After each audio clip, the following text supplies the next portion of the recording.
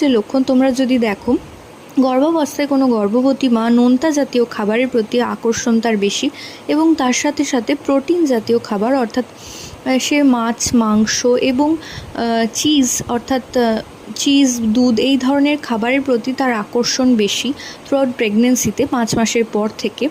তো তোমরা ধারণা করে নিতে পারো যে গর্ভের আগত সন্তানটি একটি ফুটফুটে পুত্র সন্তান আসতে চলেছে। এছাড়াও যদি তোমরা দেখো গর্ভবতী মায়ের পা হঠাৎ করে ঠান্ডা হয়ে যাচ্ছে, যেটা গর্ভাবস্থার আগে হতো না, তো সেক্ষেত্রেও তোমরা ধারণা করতে পারো গর্ভের আগত সন্তানটি একটি ফুটফুটে পুত্র সন্তান আসতে চলেছে। এছাড়াও যদি দেখো থ্রুআউট প্রেগনেন্সিতে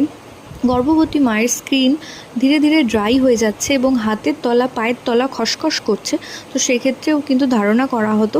যে গর্ভের আগত সন্তানটি একটি ফুটফুটে পুত্র সন্তান আসতে চলেছে। এবং চতুর্থত যদি তোমরা দেখো যে